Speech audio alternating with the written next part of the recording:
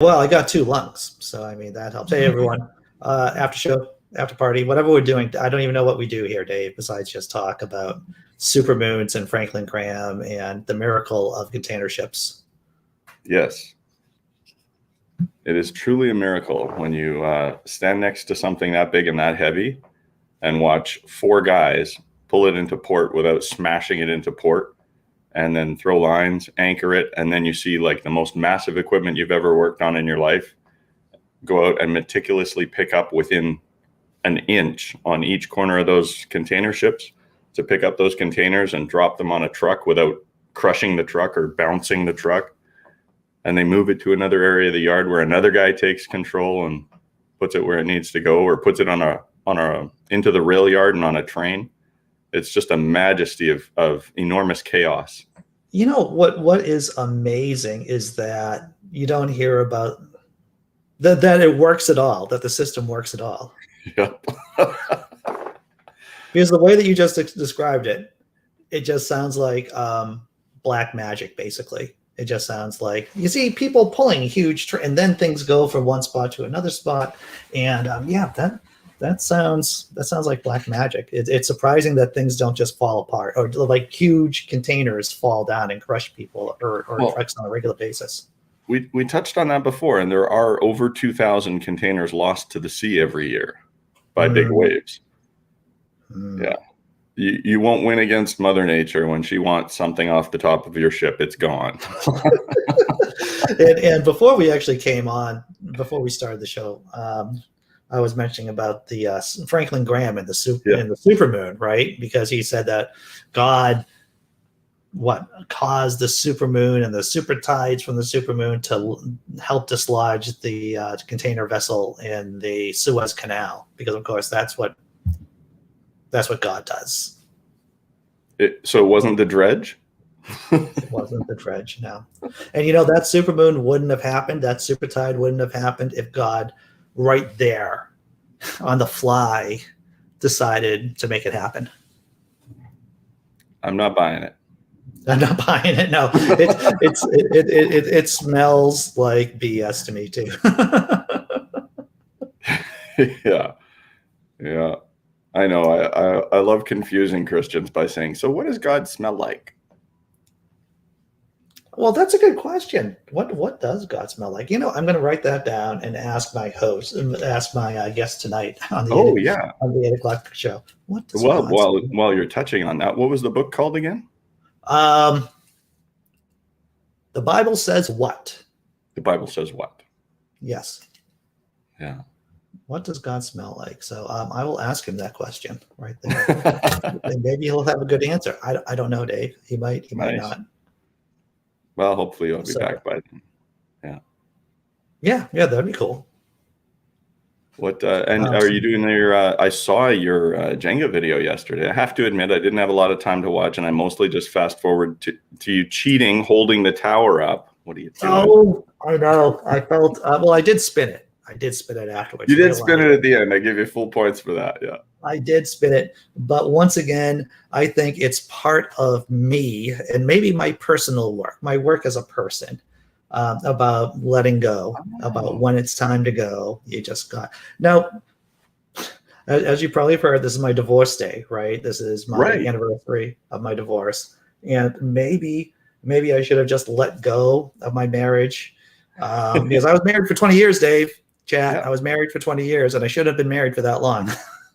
The only thing worse than staying in a bad marriage is making someone else stay in a bad marriage.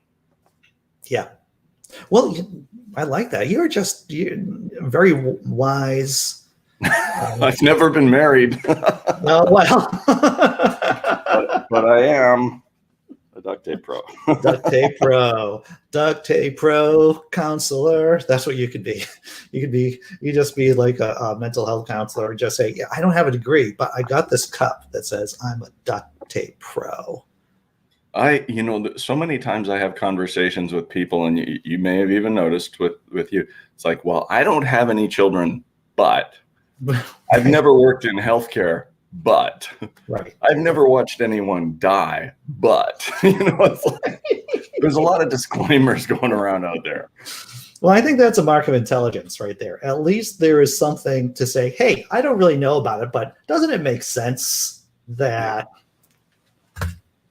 keeping someone in a horrible marriage is horrible? That seems pretty logical. That seems pretty straightforward. It absolutely, and I understand why people are. There's that whole comfort zone thing, and if you have children or pets, I know people, intelligent, normal, wonderful people, who have visitation on a small dog from a previous relationship. Yeah. I that is not letting go. yeah, that is not letting go. Well, and it's difficult. My girlfriend, she was married not as long as me because she's smarter than I am. She got out earlier than my 20-year stint. But she still thinks about the dog. The dog went with her ex-husband and everything, and she loved that dog. But that's normal. Yeah, that's how normal people do it. They leave and they miss the dog. Yeah, exactly. There's something I think either Stoic or Buddhist, but because there's an overlap about just being able to let go of things when you need to let go of them. Yeah. Well, I also see, like, in your refusal to allow Jenga to suffer the consequences of gravity, as I call it. Right. You've created something that's wonderful, that took a bunch of time, that you've been sitting there talking and sharing with people, and it's about to turn into nothingness. Oh yeah. And you don't want that to happen. I kind of feel like that's what's going on a little bit. I think so too. Hey, James from overseas. Hey. The other overseas. Hey, what's up, James? I just wanted to share with you, I had an epiphany. An epiphany? I used to be an atheist, but no longer so. Yesterday, I was visited by a higher being, and I was informed that Matt Gaetz shall make Vaseline great again in jail. Oh. Yep. Let's see what you did there. Happy April Fool's Day. Yep, it's a long time coming for that scumbag. Well, I mean, when you heard about the story with him, how can you be surprised?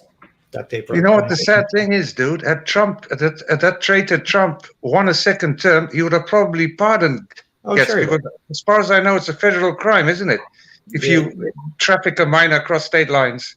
Across state lines, yeah, that is correct. That dude is in trouble. That dude is in big trouble. Yep, he is in trouble. He was actually on Tucker Carlson. I saw it last night. Yeah, and it's like, what a crappy way of defending yourself by throwing someone under the bus. For those of you who haven't seen the clip, it's a remarkable clip.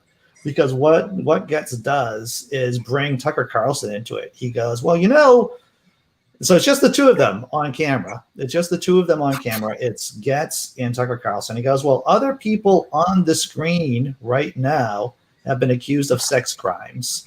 And Carlson's like, don't bring me into your drama, dude.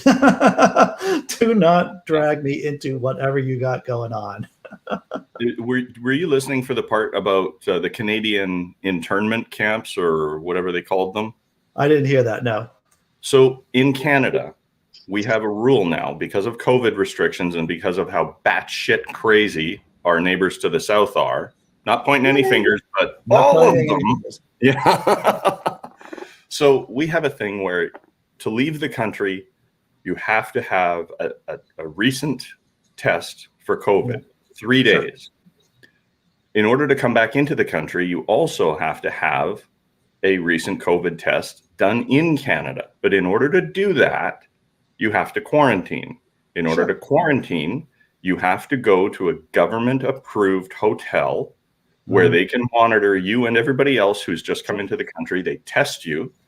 And once you're clear, you can come back into the country without having to quarantine. Obviously, if you go positive on the test, you are required to quarantine for 14 or 13 days, whatever it is beyond that, I guess. Now, the average price for a couple to stay at a hotel for for 3 days in one of the government facilities is about $2,000 Canadian. Wow. Okay. So that's not the Motel 6. That's not the Howard. That's not cheap. No, and of course they have to have medical staff or care people there. They have to have made arrangements with the hotel. They have to have no contact delivery. All the dishes that go into your room stay in your room until you get a positive outcome. Nothing comes in or out. There's all kinds of special circumstances. So these hotel rooms are at a premium.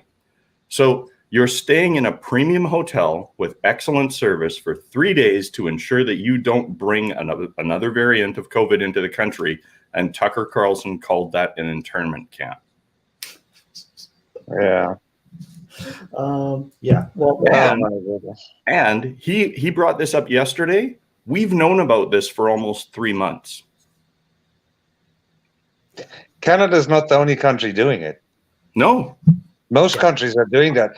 That's called common sense. You know, you've got two choices. Either waste your money in quarantine or stay home until you get vaccinated. Stay home. Just stay home. That's all you got to do. I mean, if you want to save money, save home. Just stay home. Yeah. I have friends who are going to, they've already booked their trips on cruise ships or to Las Vegas. And I'm like, you realize that the hotel stay the night before you leave and the 3 nights you come back is costing you double what it costs to go to Vegas for the 4 days you're going there. Because let me tell you, Vegas is pretty damn cheap right now. Yeah. You know, I've, as many people have heard my stories, I've been to Vegas twice. Each time I hated it. It might have been because of the relationships I was in at the time, maybe, possibly. But my impression of Vegas is that they should just be, especially in the casinos, especially in the common areas, they should just be just like shooting out penicillin onto people. It just seems to be infectious to begin with. There should just be clouds of penicillin because there's like some really sketch people doing some really sketchy hooking up there. Let me tell you, and anyone who has the time should do somebody out there who has the time to do this should definitely do like a half an hour deep dive into what goes on in Vegas as far as what you're talking about, the ventilation systems go, because they have the highest quality and the highest flow of air going up, because they used to have, I don't know if they still do, but in certain areas of the casino, they allow smoking. Right. And they don't want a person sitting 3 feet away from you to smell that cigarette. So they have properly designed airflow systems to take cold air from the floor and run it past you and up and out the ceiling where the smoke would go. And they have on their air intake systems, they have the highest quality filters and microparticle filters. And they have the, they're not UV, but they're, maybe they are UV, but they're the special lights that kill all the bacteria coming into the place. They have all that stuff and the highest quality, better than most hospitals in Vegas. Wow. Yeah. You know, so what you're saying is that the smoking section in Vegas casinos are probably the safest place you can be. The safest place you can sit within 6 feet of anyone on earth. Other than being outside in the bright sunshine. Yeah. Right. Yeah. You know, I will say this about what I learned about being in Vegas. Well, I learned about things, but the last time I was there, what I learned is that if you have a problem with the casino that you're in, we got remember Sammy Jenkins. What's up, Sam? I'm adding Sammy to the. What's up, son? What's up? I think you're on mute, Sammy. But you'll figure that out when we can't hear you and say things like we can't hear you. But yeah, so what I learned from being in Vegas. Hey, you're unmuted. Glad to see you here, Sammy. G'day, folks. So what I learned is that if you tweet a complaint about what's going on in your hotel, they will resolve the issue incredibly fast. Yep. And then they'll give you a phone call to make sure everything's okay. What happened is that I was waiting for an elevator, and we were all waiting. It was a crowd of us. This is like maybe 3 years ago, I'm sorry. And we were all waiting for an elevator to go down. It's like, how long do I have to, it's like 20 minutes to wait for an elevator. And so I just tweeted it. It's like, and I did the, at the casino, the hotel that I was at. And I swear to my fictitious God, within 2 minutes, there was someone there to help us get downstairs by using the staff elevator.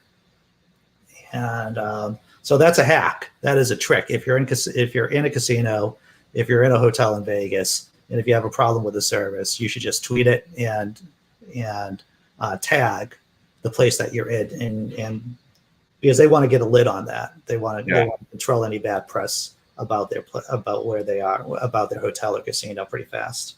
Yeah. Hey, I hate to interrupt, but I do have to run. I have places to be and things to do. But thanks for having me on again. And take care, Dave. Good seeing you again. Yeah, good seeing you guys. Likewise, brother. Likewise. Take care. As I say, be well. Ciao, be well and be good to each other, guys. Have a good day. Safe. Be safe. If you care to, or are interested at all in having a look, if you want to share my screen. This is from the New South Wales EPA in regards to the PFAS or PFAS that was released not far from me from a RAF base.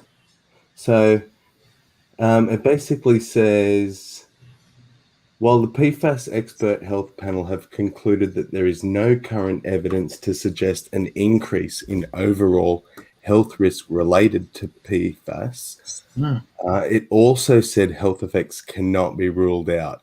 Now, look at the advice. Groundwater, bore water, and surface water should not be used for any purpose. Now, this is the people that live there, so their own groundwater. Do not do not do anything with groundwater that might lead to incidental ingestion. Homegrown foods produced in your area should not be consumed, including the meat. So any eggs, milk, fruit, vegetables. So, you know, why they would suggest that when they can use that sort of language at the same time. Yeah. Probably for legal reasons. Probably. When I was young, I saw my dad spill all kinds of crap into the soil. He just took, he was an older guy, fought in Korea and everything. So he would let the oil from the car. He just changed the oil and just dumped it on our property, right? And and he grew vegetables there too. He was a big gardener and had all kinds of vegetables that we all ate. That's crazy. Even the advice for the secondary and broader zones is essentially exactly the same. You still can't use the water, still can't eat food or anything you produce on your land. Yep. And that, as I said, that class action's ongoing now. So I'll be interested to see how much money's involved. Yeah. And you have kids, right? Kids playing out in the dirt or kids playing outside, they're sensitive to it to begin with. And then they're just getting it into their systems just for being outside and playing in their own yard. Yeah, that's quite scary, to be honest. Yeah. So Marmaduke Scarlet in the chat asked if you're in one of the affected areas, Sammy. No, I'm my town essentially neighbors that town.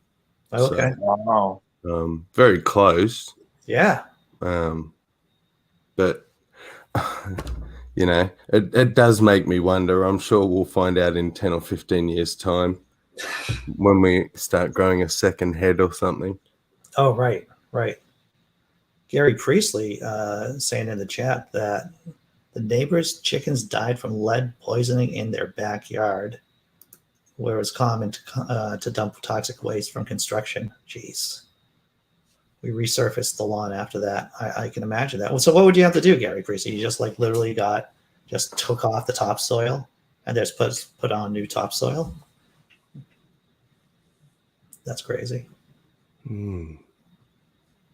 I'll tell you this. I don't know if you guys have heard this story, that my dad, once again, my crazy dad, he wanted to get spring water. And we lived when I was growing up in this large, post-industrial city, right? So there's a lot of old old factories and everything.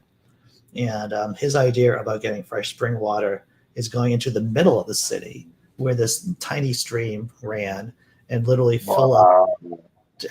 I am surprised I am not crazier than I already am. Wow. And so he would just, and he would get gallons. He would just get gallons of this stuff and bring it back to the house. And then you would see the silt at the bottom over time. Wow. My father told me that he used to play with mercury as a child. Yes. That was common. They thought it was fascinating. As well. So, yeah. Shit. Yeah. Yeah. A buddy of mine, his mom, she was telling us about as a kid, she would just take the mercury and just like bap it around, basically. It moved so crazy. Yeah. You wonder how we survived it all, really. It does explain how we survived so poorly and how many bad decisions we made. Well, you say survived. We've survived thus far. Yeah. You know what I'm saying? The consequences are still to come, the long-term consequences. And we're probably going to notice it in future offspring, deform it. And that's sad, that's just got no word for that. Yeah. A bunch of people in the chat played with Mercury. Mighty Mouse is saying. I did as well as a child. I did as well. Yeah. Because I stole it from the school chemistry lab. Sure. Yeah. And now, am I correct that it absorbs directly through the skin? And it can. Remains in your body forever as well. Yes. Yeah, you can't poo or crap out mercury. Once it's in there, it's in there. Yeah. And it gets messed up because you get blood poison. It's lethal. It's not good. The Mad Hatter, right, from Victorian England, isn't that mercury poisoning?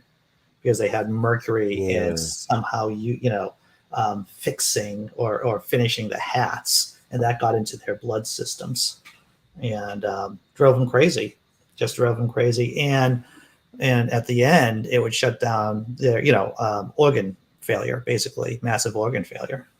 That's it. If you think about the countries like Brazil, the rural parts of Brazil, Suriname, maybe the Congo, where you get these illegal mining operations. And the mercury, after they use it, to refine the gold, they just dump it into the river. Sure. No environmental rules, nothing. Yep. Amazing. Yeah. And that's why, if you're talking about the Congo, is that Belgium has a debt to pay. Yep. A huge one. To pay. And it would be nice that, because Congo is obviously not a wealthy country, it's a huge country too, and so any amount of money it can get to help make life better, to help create a better infrastructure, a better enforcement is needed. I think if you wanted to do that, you'd have to have a peacekeeping force, which is gonna have to disarm everyone, because what's happening now in Congo, these small little thugs, they call themselves militias. Yep. They mine whatever they mine, cadmium and all those even rare metals, and they make deals with international arm merchants, and they get paid in weapons. Yeah. It's a horrible feedback loop. It's sad. And the people that live in the area are forced to work as slaves in those mines. Yeah. And tell me if I'm wrong, that as I'm trying to remember, I believe there are some religious militias there too, from Uganda. There is the Lord's Resistance Army, and you've also got a Muslim army from Uganda that's also fighting in the Congo. Yeah. The Lord's Resistance. What's his name? The Lord's Resistance Army. You know, he's there as well. Yeah. And they're not there. They're not there to catch a suntan. You know. No. They're there for the money. Yeah. It's a huge country, and with foreign actors acting badly. And yeah. I think that the major causes of Congo's problems, they're down to two countries, Rwanda and Uganda. Yeah. Because, you know, when Africa was colonized, the colonizers never looked at the people while they were drawing up the borders. So what happens is, along the borders, you get the same ethnic group living on both sides of the border. And for instance, one speaks English, but the other one speaks French, but they're from the same tribe. Yeah. Yeah. Yeah. That's the problem. You know, Congo is not a homogeneous country. It's made out of many, many ethnic tribes. Mm-hmm. This is true, and a lot of other countries are more stable, are like that too. I've worked with a bunch of guys from Kenya when I was working, and they primarily, identified themselves as their tribe. That's it. They identified themselves as primarily as their tribe, and we're Kenyans too. But primarily, they think of themselves as members of the tribe. But the thing is that that's Africa's major problem. When people vote, they don't vote on ideology. They don't vote on policies. They vote along ethnic lines. Well, so if you belong to an ethnic group and your person gets one of the members of your tribe gets into a position of power, your tribe benefits, but the rest suffer. Yeah. It's I think if the standard of living was better in a lot of countries, there'd be less tribalism in general. I mean, I'm talking about here in the States too. Even though we don't have like tribes, we have, even you've got Irish Americans, you've got Italian Americans, you've got German Americans, African Americans. You've also got tribalism in America, at least from what I saw. Yeah, tribe in terms of really associating yourself with a political group. If the standard of living was better, I think we would be a lot more calm about politics here. Well, I think, a lot of people forget, even though America is the most powerful country that's ever existed, it's still a very young democracy with an even shorter history. You know what I'm saying? There's progress, but they've made progress, but they've got a long way to go. Well, it takes, takes time. It does. It takes centuries, really, to get democratic institutions. You look at the history of England alone. Centuries of just kind of working and getting, democratic institutions in the government. And there's no guarantee. There are no guarantees that those institutions are going to stand up to stress over,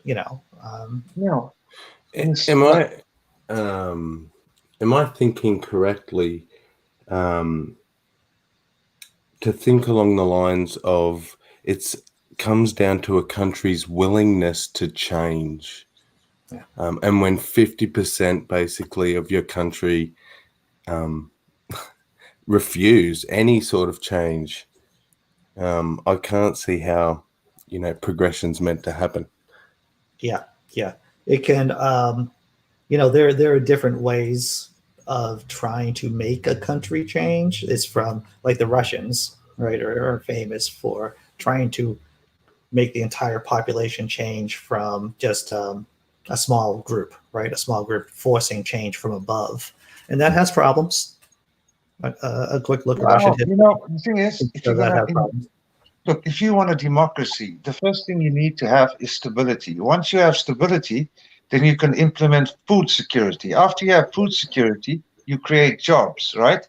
Yeah. And then your children go to school, and then they get educated at university or college, whatever you will. And those are the people that should safeguard democracy. Because look at America. The reason why Donald Trump won because illiterate cretins were voting. Yeah. They knew none of his programs. They didn't research who he was before they voted him. They just loved him because he said, make America great again. And then my question to him was, when can you please define great? And can you please tell me when was America great and for whom was it great? You know what I'm saying? It's an empty slogan. Yeah. So from the outside, then I have to ask the question, does America need to basically restart its democracy? It's a good question. And there are some real systemic problems in the Constitution that should be addressed. Like I'm not saying anything that everyone here doesn't know already. The executive branch is a tad too powerful. It just does. He's got more power than a king. He just says executive branch and he's unaccountable for everything. Don't show up, don't testify. I mean, what's up with that, you know? Yeah. So the executive branch is overpowered. And from what I understand, other countries like in South America that use the American model of government have not fared well over the long term because of the fact that the executive branch is so overpowered. It's also, I think, also what America needs to do, because you know what? America is the most powerful country in the world. If America sneezes, the whole world catches a cold. So something like an aberration like Trump can be avoided, and it's very, very simple. Vet people who apply to run for public office. Don't let in criminals. And another thing is also, irregardless of what kind of public office you're running for, make releasing your tax returns mandatory. Because if you assume the office, the White House, the American people have to know where your loyalties lie. I think, and you raise a great point, James, that a lot of people just assumed that it was a law that people running for president had to divulge their tax records, and then it just turns out that it's just tradition. It's just tradition, and it's like I think that should be a law. That should be a law. If you look at the American democracy, I mean, it barely functions. But the major problem with America, there's no checks and balances, and there's no safeguards. Well, and the Constitution needs to be revised, especially the Second Amendment. Oh yeah, the Second Amendment. I did a whole episode with Professor Alan Lichtman, who wrote "Repeal the Second Amendment." And if anyone hasn't seen it, I did a short about it too, actually. Alan Lichtman is one smart dude. I'll give him that. Respect, kudos. Love listening to him. Yeah, Lichtman's a great guy. But yeah, the Second Amendment, an overpowered. That's it. And there's gonna be some rules to the Senate too. That's it. I mean, look. Even if you take it away from the Senate, you take it away from the Oval Office, you take it away from the Congress and the Senate. Look what they're trying to do in Georgia. Yeah, exactly. That should be illegal. Yeah. How can you make a law that it says it's illegal to give somebody food and water while they're standing in line to vote? What's up with that? It's so ridiculous. This is my stress response right here. I guess this is Andy just touching his face, and this is the whole show. This is it. This is the whole after party. It's insane. It is insane. And you can imagine what it looks like to the rest of the world. America is bipolar. Well, it's a democracy. They claim to be a democracy, but when you look at the GOP, the only way that they can win is by excluding people from voting. Yeah. No, you're. I mean, the GOP is not democratic. Let's be honest about that. They don't even have loyalty to the Constitution. They're partisan hacks. Yep. All that. It's true. And, being here in the States, it's like, I read about, I read foreign press, but it's like, I haven't been out of the country for quite a while. I can just imagine what people are saying about us. And you're right about the bipolar aspect. And, it's one of the constant refrains I go on. It's like, this system that we have now, this middle of the road system, it's not working. So we're either going to be more like Holland, we're going to be more like Norway, or we're going to just fall into some kind of despotism, some kind of authoritarian. It's one or the other. We can't do it. We can't do both. The most important thing is you have to secularize the Constitution and the workings of government. Religion has no place in politics. Yeah. You know what I'm saying? Like, if you go into a church, right, then you're sharing, or a church, a temple, a mosque, whatever, but you're in a certain room or a certain area where you cohabit with people who have the same shared values as you do, right? But Yeah. once you leave the mosque, and as soon as you put your foot outside onto the public street, you have to obey the rules. Yeah. It can't be that you decide to yourself, you know what, I went to the mosque today, and God told me from today I'm allowed to drive on the left-hand side of the road. What's up with that? Yeah, that is crazy. You know, Marmaduke Scarlett, you know, just stating the obvious, parliamentary democracy would improve things in the USA. Yeah, that would take care of the over powerful executive branch. That's for sure. That's it.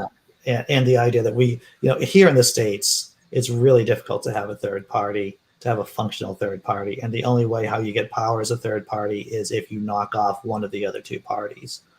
Parliamentary democracy would at least realistically give us more than just two options. Well, if I look at the Dutch system, why I like the Dutch system, no one party ever has won an absolute majority to form a government on its own. Mm-hmm. So therefore, our governments always consist of coalitions. Yeah. With checks and balances. Yeah. Gary, I mean, we used to look at America, love America, always in awe of America. But, you know, it actually started under George Bush. Then everybody started looking at America more intensely, and, you know. But what Donald Trump did, I mean, the people here in Holland were flabbergasted. For me, as an Australian, and, you know, Australia just takes America's lead. We're America's little lapdog, essentially. Bad but true. But it was like we grew up and realized the cool big brother was a Republican. Yeah. You know, and the lame big brother of Britain has fared much better, and there's a good argument that the U.S. should have stayed with Britain during, you know, it would have behooved the citizens of the United States of America that if we just stayed within the fold and just been like Canada, things would have been. You know, the problem is also America's international policy, and I'll use North Korea as an example. If you look at the Chinese strategic objective of, you know, concerning the Korean Peninsula, is to get rid of the Americans, right? But the funny thing is, if you look at North Korea's perspective, it's in their interest for American troops to remain on the peninsula. Oh, yeah. Because as long as American troops remain on the peninsula, they get Chinese aid. Yep. So if you take the Americans away, the North Korean system will collapse. Yes, it's much more intricate than most people think. They are in. Yes, if for some reason the North Koreans were able to unify the peninsula, suddenly they would have an agitated and aggressive China on its borders. Because for those of you who don't know this, the Korean Peninsula has been basically the way to invade China.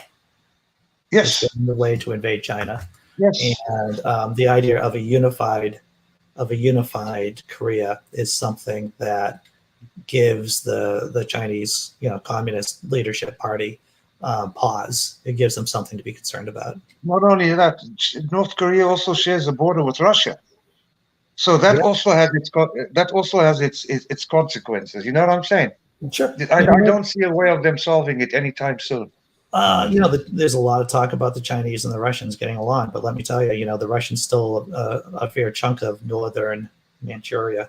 I think they stole it, and I forget what time period it was. I think it was before the Sino-Japanese War, before 1905 or so. But, you know, you talk about the Chinese government wanting to reunify its traditional borders, then they have motivation to grab that piece of land back. Did you see a recent news article? Myanmar had some sort of, I don't know, military display, some celebration of some sort, and who the special guests were and who actually attended. And one was a very high up person from Russia. Yep. India was there. I think China had a representative there. Mm-hmm. And it just showed that, nothing's going to happen in the United Nations because Russia has veto power. China as well.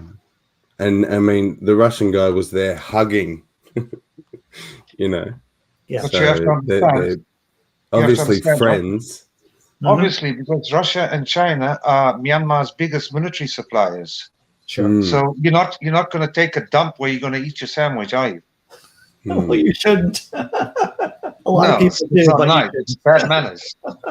It's unseeming. I mean, that's what I'm saying. Each country has its own interests. So it's not as simple as we'd all like to think. Each country has its own separate agenda. And sometimes those agendas, they cross and they meet and they have a temporary agreement, but then they go their separate ways. Yeah. It's more, the world that, post World War II, not saying anything, it was Pax Americana, keeping the peace. Now we're in a much more of a multipolar world where it's more like the competition of countries from like the 19th century, where you have a variety of different powers jockeying for influence and control. So it doesn't surprise me that authoritarian leaders, and I'm including Modi in this. Modi, Erdogan of Turkey, this is their moment.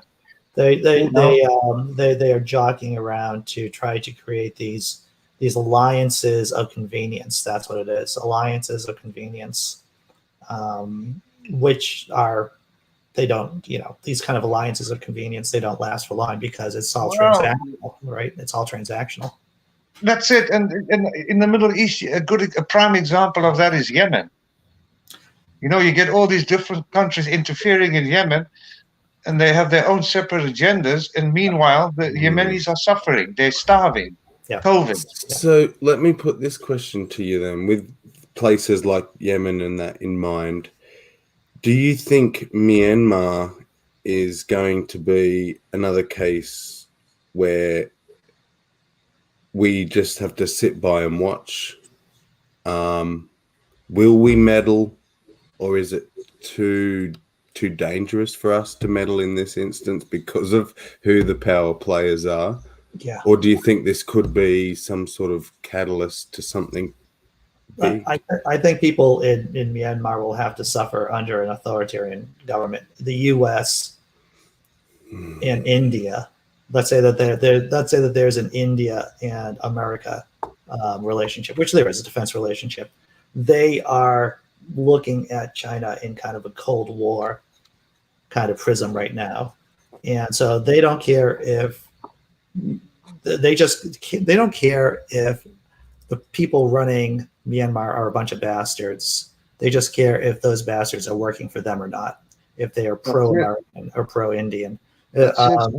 So I think that's, like I said, I think either way you look at it, the people of Myanmar are going to be suffering under some kind of authoritarian rule, whether it's a pro-Chinese rule or pro-Indian/American rule.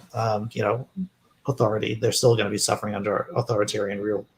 Bottom line, no one is going to intervene. No one. Everybody's talking, don't do this, don't do that. Nobody's going to send troops and nobody's going to bomb Myanmar, because you have to remember that Myanmar has a border with India, but it also has a border with China. Yeah. And the Chinese will never accept that. Yeah. So that's not even an option. Yeah, those countries are like China and India. They are looking for client states. They're looking for satellite countries for all intents and purposes.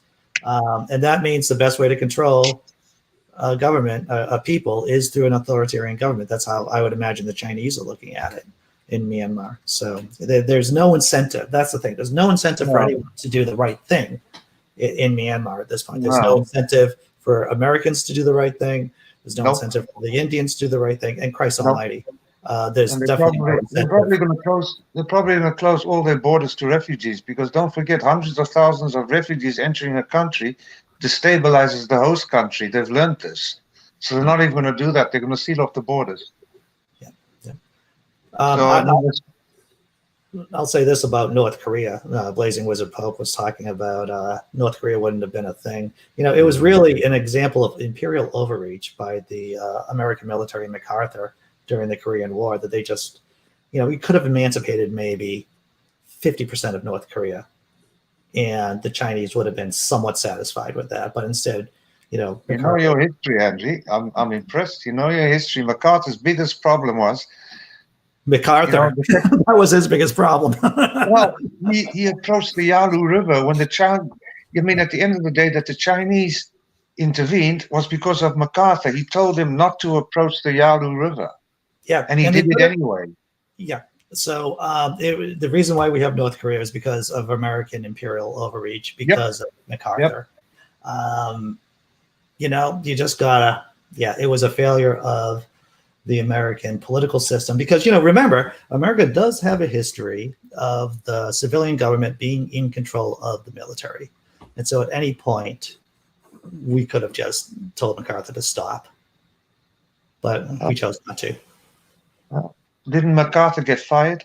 Mm-hmm. Yeah, he got fired. Yeah, he got fired by Truman, if I'm not mistaken. And that was a lesson, because before MacArthur was in Korea, he was in charge of Japan. He was the military ruler of Japan for all intents and purposes. He was the shogun of all of Asia. And what it was a lesson. It was to show the strength of then the American system, was saying that, our military leaders are important, but guess what? They are and will always be secondary to the civilian government. That was at least the message that Truman said, is like, too much, you're out, you're gone. And it surprised a lot of people. Well, do you know that MacArthur was willing to drop nuclear weapons on China? Well, I know. They were talking about... when Truman said, no, this is enough, this has gone too far. Yeah. They're talking about tactical nuclear strikes. Yeah. In how stupid can you be? Yeah. It's... And had he done that, Russia would have intervened, and we probably wouldn't be here today. Yeah, it would have just escalated. MacArthur was just one of these bulls. He was crazy, and he was a bull in a china shop. If he was alive today, he would probably be a MAGA man. Oh, he would have. Fashions him to the bone. Yeah. It's remarkable how close we've come to the edge in terms of using nuclear weapons. Yeah. Nuclear weapons is a deterrent. You know what I'm saying? Just the mere fact that you possess them is a deterrent to anyone who wants to attack you. But the other side of the coin is that nuclear weapons can never be used. Yeah. It can't be used. You know what's a troubling thought? I don't know how many Americans you guys have talked to, but I don't know what the official response is, the numbers in terms of, I'm sure Pew Research or Gallup must have done this. So how many Americans don't realize that the only country that have used nuclear weapons in wartime has been the United States of America? I don't know what the percentage is, but it's not 100%. I wouldn't even say there's probably a majority of Americans who realize that we're the only country that have used nuclear weapons in wartime. Well, you see, the thing is with America, you notice that even when it comes to so-called collateral damage, the end always justifies the means. You see what I'm saying? Yeah. Brain bug. We bombed the hospital. Oh, but we didn't mean to. Just like Dart Dawkins. I may have said that, but I didn't mean to. You know what I'm saying? It's just, and that's why America's not liked around the world, not because of the American people, but more because of America's foreign policy. Yep. Yeah, no, you're spot on with that. I've got nothing against the American people. I'm convinced the American people are a good and decent people, just like the Australian. All normal people who go to work, get up, feed their kids. They're all decent people. It's the scumbags who think that they can talk in our name. Yeah. Well, no, you're right about that. You're completely right. It becomes, and this is why there needs to be citizen oversight, right, of every level of government, of making sure that there are at least audits. The Pentagon, what is it? It's the first time the Pentagon got audited a couple of years ago, and they failed. It wasn't able to do a proper audit. All of these governmental agencies need to have audits, and there has to be transparency. Do you know that no one knows the budget of the CIA? Not even only the members of the certain committees. It's a national secret. And what the hell does the CIA do? Well, yeah, what oversight do they have? it F's with people. That's what it does. It just fucks with people. That's what the CIA, and it's officially counterterrorism. And Brainbug in the chat actually says he didn't know this about MacArthur. Why is he deified? MacArthur he spent a lot of time to make a cult of personality around himself. Brainbug. MacArthur was a narcissist, and he spent a lot of time making a cult around himself, a cult of personality. Exactly. The same with Patton. Patton was also like that. Yeah. Both loons. Regardless of how good they were able to operate in battle, just lunatics. He became far too self-confident. Yeah. Yeah, but I mean, let's be honest. Americans and arrogance; those two things go together. That's. I mean, I'm not being nasty or anything, but that's no. what You're Americans are known for. It's also they're the greatest country in the world, and they know it. And they let everybody else know it. Yeah. What's funny about arrogance is that it's such a human trait. Once you've gotten a couple of successes under your belt, you just assume that it's always going to be like that. It's always going to be successful. Yep. And you look at Robert E. Lee, right, during the Battle of Gettysburg. One of the reasons why he lost the Battle of Gettysburg is because he was up on himself. He was like, I'm going to beat him, and I'm going to beat him here. It didn't make any sense. The first 2 days hadn't gone well for him, but he thought, I'm going to do this suicidal charge, and because he just had all this faith in himself. He was anointed by God. Well, that's the thing. That's the thing. You have a lot, and our species, it's just given to this kind of hubris, and then you add religion on top of it, right? You add religion, and it just like fuel to the fire. It just fuel to the fire. I think the two worst things that make it that make a bad situation much worse is the lack of empathy and the lack of self-reflection. Not willing to take responsibility. You know what I'm saying? I got mad because you made me mad. Yeah. No, you made yourself mad. I think one of the most important things, especially for us skeptics, to wrap our minds around, and you'll hear me ask this of people who I may not agree with. I'll ask the famous question by the philosopher Karl Popper. It's like, how do you know that you're wrong? How would you know that you're wrong? What kind of data, what kind of proof would you need to show that you're wrong? And people just need to ask themselves that. It's like, well, I really feel strongly this way. I really think this way, but how do I know that I'm wrong? What kind of evidence or proof would be required to prove that I'm wrong? That's like a break. That's like a break. It's like trying to convince the mega two-legged chimpanzee cows that they're being conned. It's very easy to hoodwink a cretin, but it's almost impossible to show him that he was hoodwinked. You know what I'm saying? So sometimes it doesn't matter what you say.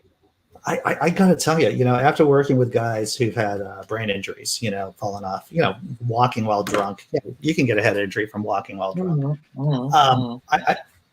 I just look at people, and I think there's a lot of undiagnosed brain damage, either from falls or accidents or from drinking the freaking water, for Christ's sakes.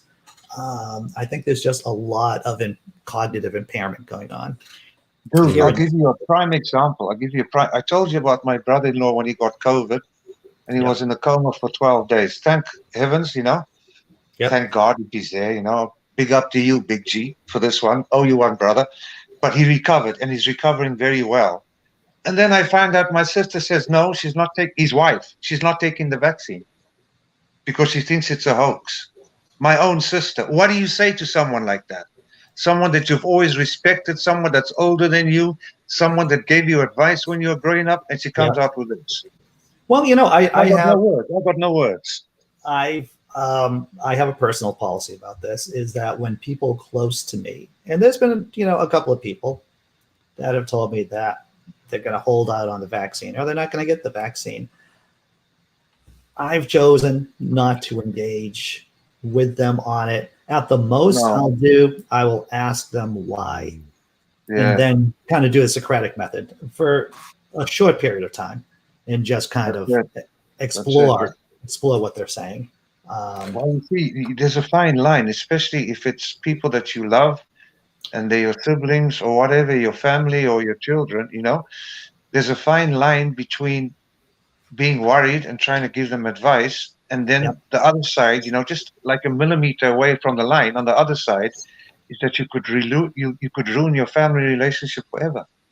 Well, And that's the it's thing. it's not just an American thing.